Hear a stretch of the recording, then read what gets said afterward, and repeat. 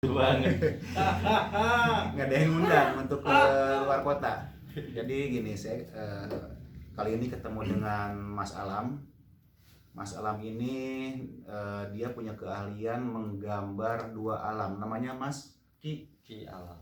Ki Alam. Dan bagi kalian pasti udah kenal lah beliau ini siapa. Jadi beliau pernah melukis juga di acara Mister Tukul Jalan-Jalan yang udah beberapa lalu. Beliau di situ sebagai pelukis hantu ya. Nah, ini kita akan tanya Mas Alam. Oke, Mas Alam. Tanyanya jangan hantu lagi ya. Mas Alam, selama ini kan melukis hantu tuh awalnya tuh kayak gimana tuh Mas? Bisa melukis seperti itu? Apakah ada ilmu Mas Alam, ilmu atau apalah gitu istilahnya? Gitu. Sebenarnya sih bekal awal yang saya bawa itu sebagai pelukis. Pelukis seperti biasanya sama, hanya kebetulan saya juga menekuni dunia supranatural, spiritual, dan di situ saya kolaborasikan dengan karya lukisan. Jadi sebenarnya lukisannya sama, hanya temanya yang beda. Objeknya ya. Objeknya. Jadi ketika orang gambar lukis foto biasa atau pemandangan-pemandangan, saya lebih menjiwai dengan hal-hal yang mistis. Oke.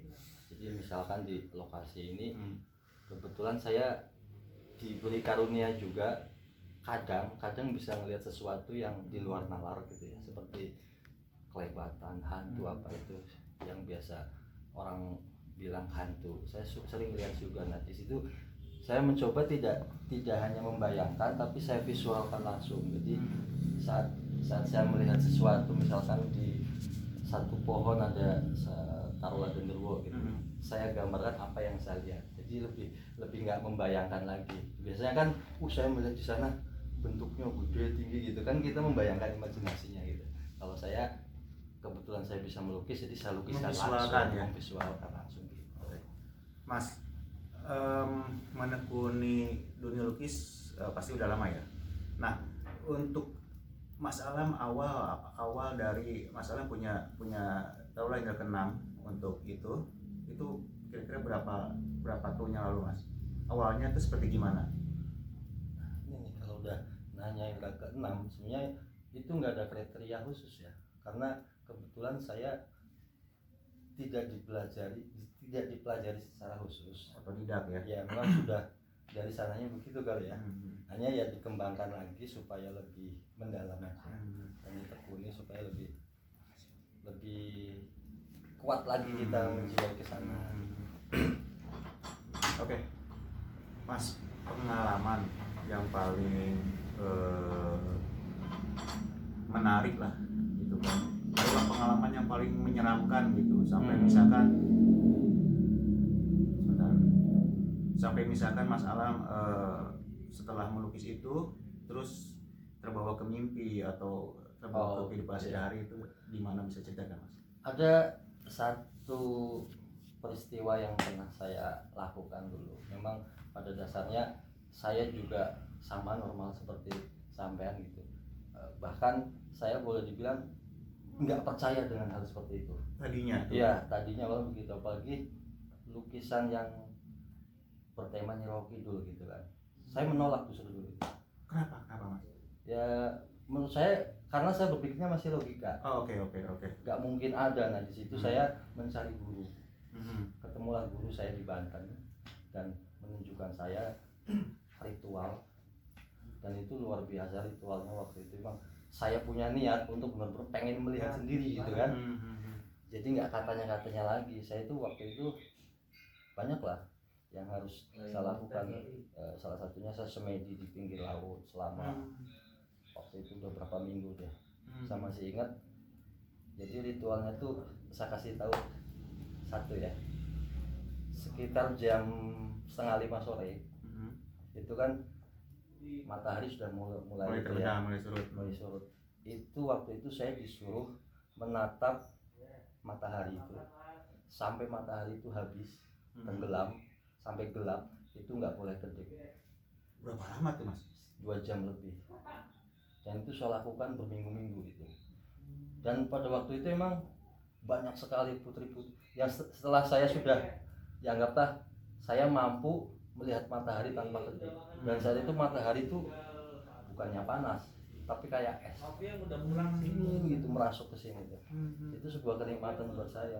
Dan di situ emang banyak yang muncul putri-putri dari laut itu nyata terlihat. Itu nyata di depan saya karena emang pada waktu saya puasa, saya memang lagi ritual gitu ya. Saya nganggapnya itu jin aja. Nggak saya sebutin ya. Laut selatan. Okay. Itu benar-benar nyata di depan saya. Dari pusaran yang tiba-tiba laut itu bergulung kayak pusaran gitu tuh.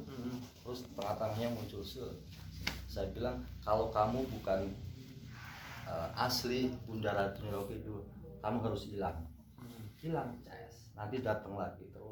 Sampai pada akhirnya saya anggap nggak ada. Nah terus singkat cerita saya dikasih ritual yang keberapa kalinya saya ditenggelamkan di laut. Dan di situ yang dimaknai sebagai menutup lubang 9. Apa itu Mas? Ya, ketika kita tenggelam kan otomatis lubang kita ketutup semua. Di situ memang kepasrahan yang tingkat luar biasa karena antara hidup dan mati. Dan memang disuruh mati sebenarnya itu. Karena begitu ditenggelamkan, saya harus memegang batu karang. Dan sampai saya nggak kuat dan sampai mati gitu. Dan di situ saya masuk ke dimensi lain. Itu kondisinya waktu itu matinya tuh mati suri atau entah, saya udah lupa aja. Pokoknya saya pasrah, apa yang dianjurkan oleh guru saya lakuin gitu aja. Itu berapa lama Mas selama tenggelam? Saya lupa.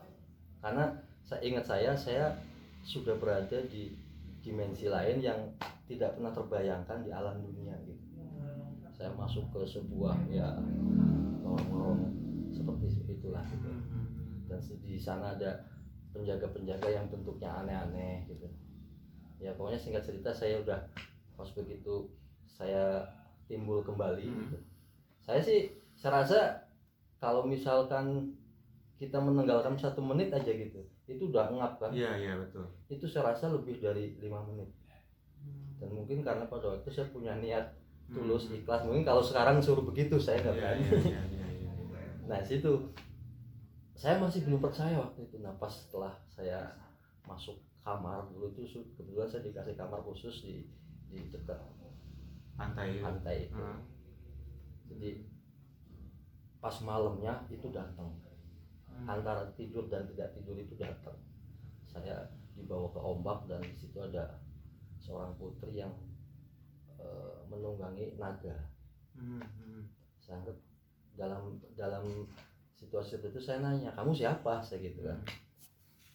Apa kamu Bunda Ratu? Bukan ya. Tapi saya utusan beliau katanya gitu. Namanya siapa? Ya saya masih nganggapnya itu kayak ngobrol biasa gitu. Itu antara Mas Alam sadar sama nggak sadar ya? Itu yang jelas di alam bawah sadar saya itu karena hal-hal seperti itu tuh udah di luar nalar sebenarnya. Jadi saya rasa juga bukan mimpi biasa gitu, emang dipertemukan hanya lewatnya jalur itu gitu. Ya singkat cerita dia menamakan diri, bahkan saya dikasih seruling sama dia sebagai kenang-kenangan. Sampai sekarang ada? Ada, cuman itu nyata ada? Nyata, dan saya buang di Gunung Karang. Kenapa dibuang tuh Mas? Dibuang karena pada waktu itu serulingnya itu saya tanya untuk apa.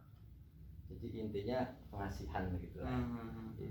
Cuman karena saya juga nggak terlalu ambisi ke situ gitu, karena saya kepengennya tujuannya bukan ke situ gitu. Akhirnya saya bawa ke Gunung Karang, dibuang di sana gitu. Ya nggak tahu entah di mana sekarang gitu. Itu pemberian dari si yang apa naga itu ya? Iya, namanya Dewi Mayangsari. Dewi Mayangsari. Itu lukisannya itu setelah jadi. Sebentar ini setelah kejadian itu terus Mas Alam melukis? Ya, waktu itu karena saya belum diperbolehkan langsung ke Bunda Ratu. Ini utusannya Bunda Ratu katanya begitu, boleh melukiskan dia gitu. Saya masih ragu juga, belum saya bikin. Nah tiba-tiba di kamar saya ada sketsa tapi samar ya.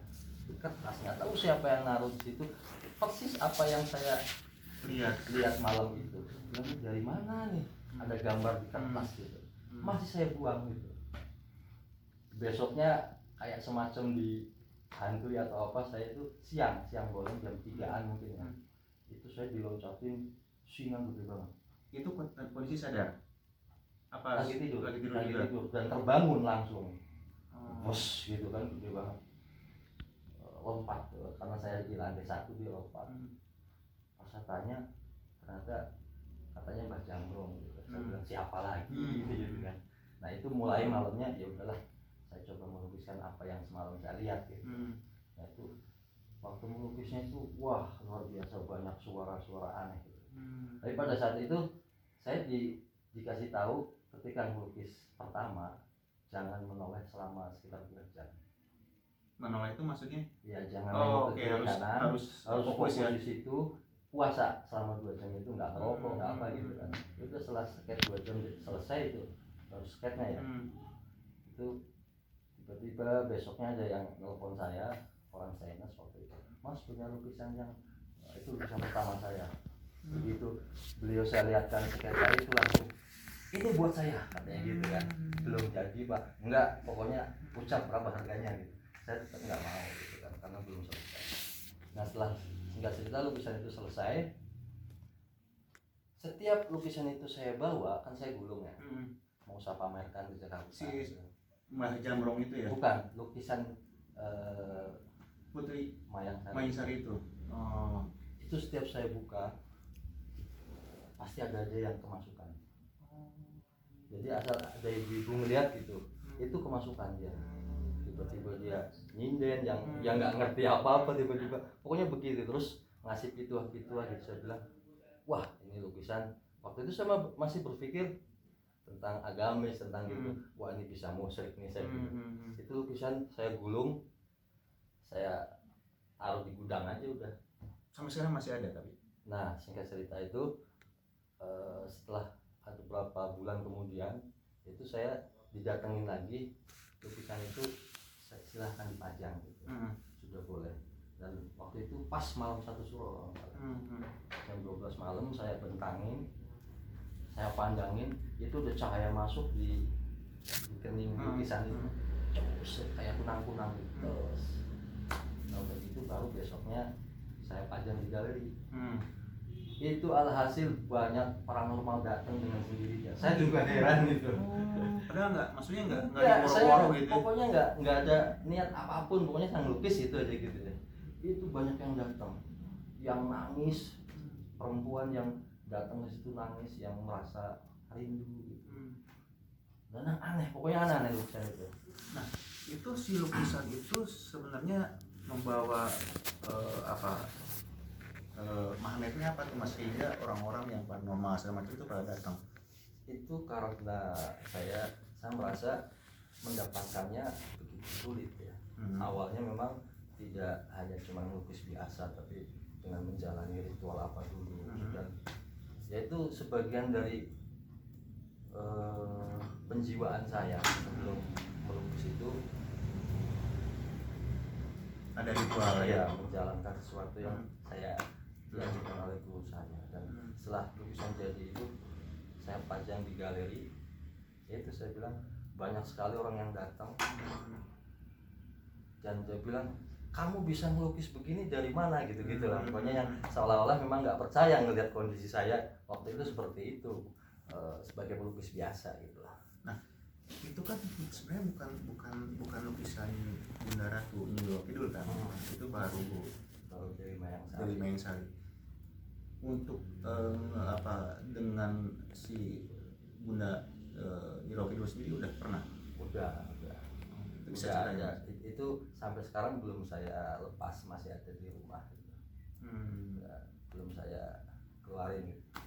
Boleh ceritain nggak Mas gimana istilahnya memvisualkannya dari awal ketemunya itu gimana sama Bunda? Ya sebenarnya sisi lain yang pernah saya lakuin itu hampir serupa dengan yang pertama.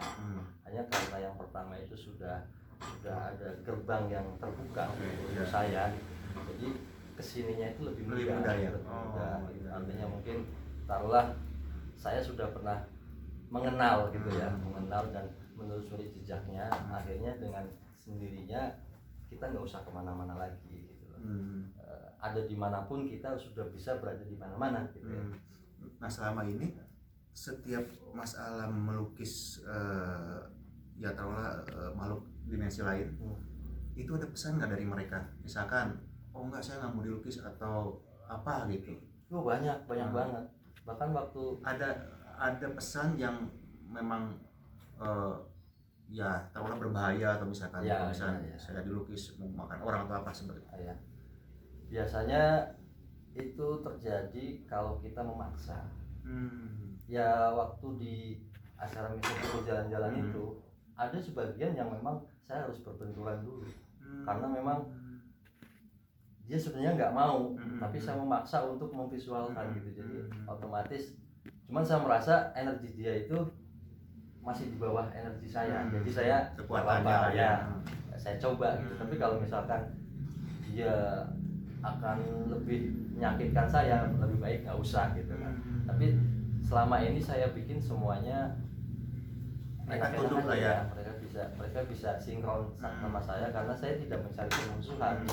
Dengan mereka juga saya anggap teman juga, sama mereka tuh sama-sama makhluk Tuhan gitu kan. Hanya saya ingin memperkenalkan bahwa kamu itu ada dan manusia tuh pengen melihat sosoknya itu apa. Dan kebetulan saat itu dia mewujud di depan saya seperti itu, ya saya tinggal meniru gitu. Setelah saya rekam di memori saya, karena penglihatan seperti itu tuh nggak begitu lama, biasanya hanya sekian detik atau mungkin kalau yang lagi lama gitu. Tapi kebanyakan sih sebentar, tinggal daya tangkap kita mampu nggak gitu. Nah Mas, itu kan katanya kalau saya sih selama ini belum pernah Mas. Mau Oh jangan saya takut. Ini Mas, kalau melihat makhluk itu katanya kan tidak kasat mata Mas ya. Gitu. Nah Mas Alam bisa menyampaikan itu lewat lukisan. Sementara apa itu? Oh pintu. Oh tak kira suara aneh-aneh sampean lah. Saya yang aneh.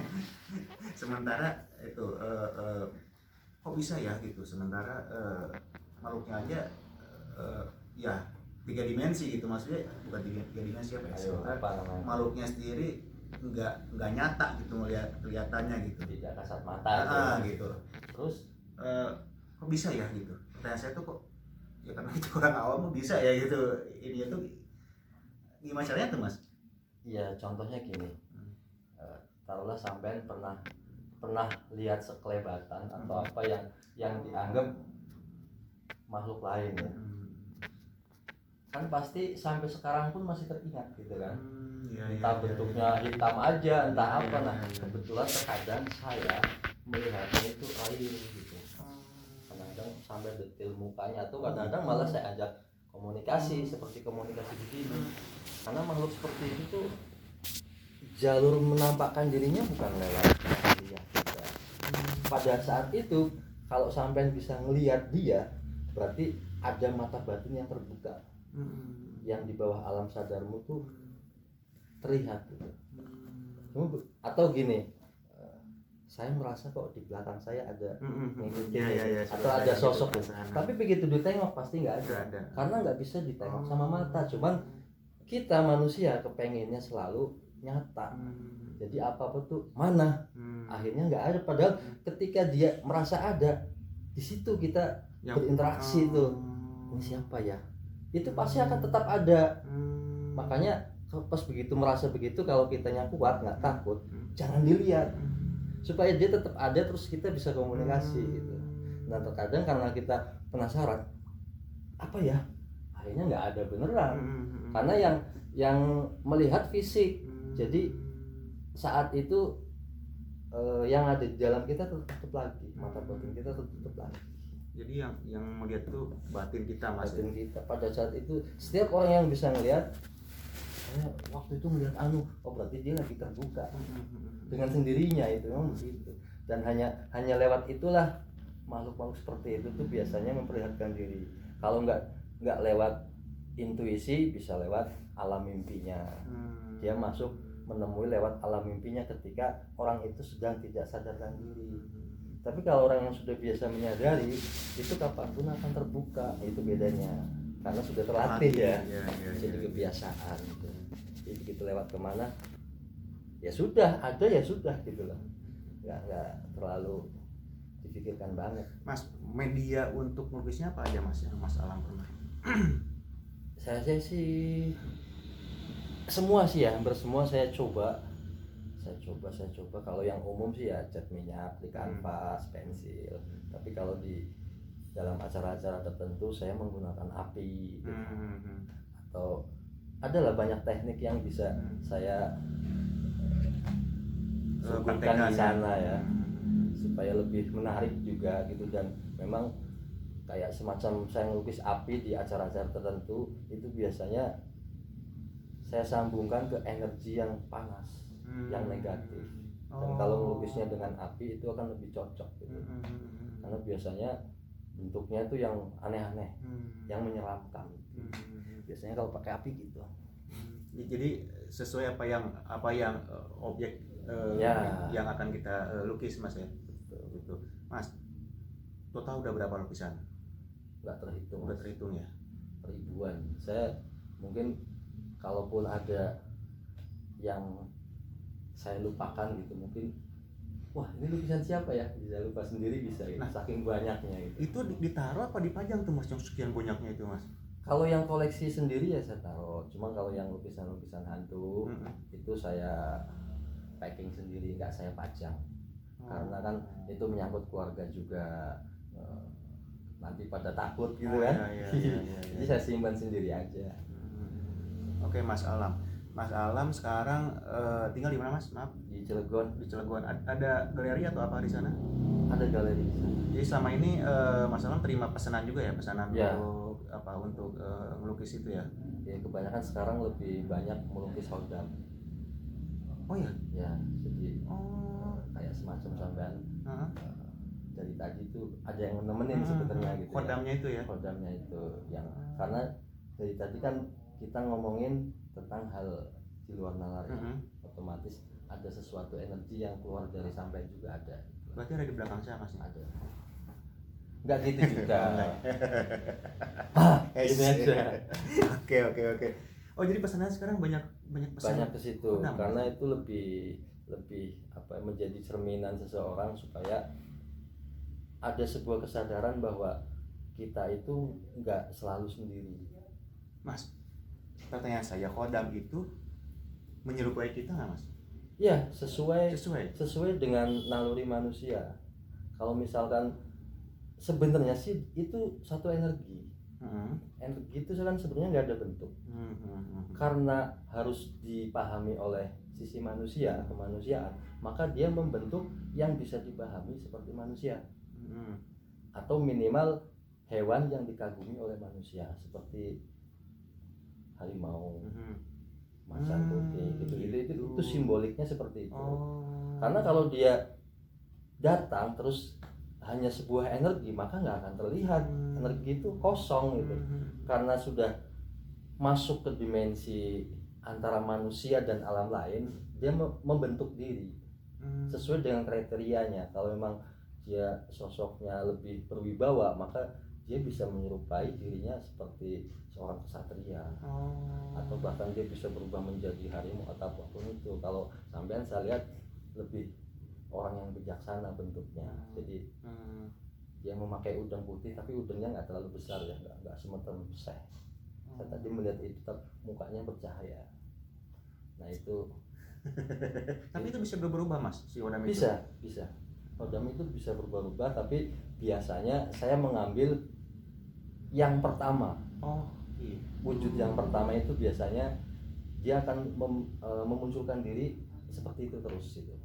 Walaupun nanti dia merubah dirinya seperti apa, nanti balik lagi ke wujud itu. Nah, ketika dia merubah dirinya untuk ke hal yang lain, ke sosok yang lain, itu dikarenakan apa penyebabnya apa tuh Mas di orang itu gitu? Misal saya nih gitu. Tadi kan Mas Alam bilang ya orang pakai udang putih gitu. Nah terus tiba-tiba mungkin dari lain waktu berubah lagi, itu biasanya penyebabnya apa tuh? Dari dirimu sendiri. Oh gitu. tingkat kesadaran emosional itu bisa membentuk seperti itu. Tiba-tiba amarahmu lagi naik si yang di belakang kita itu bisa juga merubah dirinya jadi semacam buas. Bisa jadi harimau Bisa. gitu. Tapi ada juga harimau yang memang simbolnya nggak harus kekerasan, tapi kewibawaan. Terus lebih banyak sih kewibawaan, karena harimau itu simbol dari sebuah perwujudan kewibawaan ketangguhan. Iya. Ketangguhan. Jadi sosok manusianya misalnya sampai itu orangnya tangguh gitu, nggak bisa terkalahkan dan nggak mau kalah itu. Dan sesekali orang itu bisa dilihat dalam waktu-waktu tertentu dia bisa tiba-tiba bercahaya mukanya, tiba-tiba dia ada yang seperti itu. Itu juga salah satu dorongan dari energi yang di belakang kita itu bisa didapat dari dirinya sendiri atas jarajin wirid, jarajin ritual. Nah itu bisa kita bisa membangun satu hodam dalam diri kita sendiri. Dan ada juga yang hodam memang sudah diturunkan dari leluhur kita. Oh gitu. Dititipkan bahwa cuman dia memang harus selaras gitu antara orangnya sama hodamnya. Mas, hodam itu penjaga atau apa tuh Mas? Atau apa ya? Ada yang bilang kan seperti apa? Tenang, kamu udah dijaga sama ada hodam kamu atau apa? Ya. Itu gimana Mas? Sebenarnya sih ada yang mengkaitkan kalimat hodam itu dari bahasa Arab ya. Yang ada yang memaknai bahwa hodam itu penjaga atau pembantu. Itu dalam versi bahasa Arab katanya begitu. Kalau menurut saya untuk versi kita sebagai budaya orang Indonesia, hodam ya hodam aja. Hodam adalah hodam, namanya hodam. Dalam artian dia menjaga itu bukan berarti seperti orang menjaga kita gitu, tapi dari sisi energi. Dampak kelahiriahnya ada, tapi kalau orang yang tidak sadar dia nggak tahu. Ya contohnya misalkan gini, kita nyetir nih, kita nggak tahu akan ada bahaya atau enggak. Tiba-tiba ada wus apa terus kita tanpa sadar itu bisa melengos sendiri gitu. Nah itu salah satunya dari alam bawah sadar kita yang mengkaitkan dengan hodam kita gitu. Itu bisa terjadi seperti itu karena kita sudah berteman dengan hodam kita, maka ketika kita sedang ada apa-apa kita juga akan ditolong juga, diselamatkan juga. Nah setelah itu baru sadar, kenapa ya kok saya bisa begitu, kayak apa gitu ya. Kalau istilah ininya naluri mungkin naluri, intuisi gitu kan ya seperti itu. Sesuatu yang tidak pernah terduga gitu ya, dan itu terjadi dan banyak mungkin pernah punya pengalaman gitu. Itu salah satunya dari energi itu juga, walaupun tetap kita akan kembalinya ke Allah Subhanahu Wa Taala. Nah itu yang penting Mas ya. Salah satunya itu hanya taruhlah bahasa kitanya perantara lah ya. Perantara. Oke lah Mas Alam, sebenarnya masih banyak yang pengen saya tanya sama Mas Alam karena kalau itu panjang banget. Iya, karena saya juga tahu Mas Alam dari waktu itu di syuting Mr. Tukul gitu kan. Pasti banyak lah pengalaman beliau yang mungkin kita juga nggak mungkin habis beberapa video ya di YouTube ini. Tapi yang jelas itu saya sengaja bertanya inti dari semuanya. Ini belum inti Mas, baru dasar. Nggak, maksudnya yang Mas Alam paling tadi kan sebenarnya masalah apa yang paling menyeramkan ya, yang paling berkesan gitu. Ya itu tadi. Tapi kalau saya ceritain lagi lukisannya itu panjang karena ada orang yang belinya itu percaya nggak percaya ngeluarin uangnya itu dari perut. Wih, gimana tuh Mas? Udah nanti aja. Oh nanti aja. Oke. Nanti saya ketemu lagi Mas Alam, insya Allah ya bisa ketemu lagi. Insya Allah.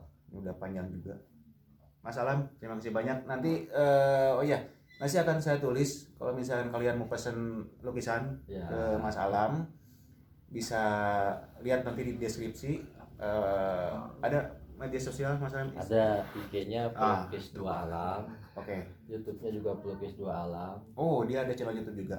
Nah pokoknya nanti di deskripsi saya akan tulis Instagramnya Mas Alam, Facebook juga ada, YouTube juga ada. Nanti tinggal kalian kalau mau pesan lukisan atau mau nanya-nanya masalah spiritual bisa Mas. Sebisanya. Nanti bisa menemui Mas Alam. Itu dulu Mas Alam, terima kasih banyak. Sama-sama. Dan jangan lupa untuk terus pantau channel ini. Ini pertama channel saya tentang ya bukan misteri ya. Ya kita cari pengalaman dengan beberapa teman-teman yang udah pernah mengalami hal-hal yang ya mungkin dibilang mistis ya. Jadi kedepannya terus pantengin biar kalian tahu kisah-kisah selanjutnya.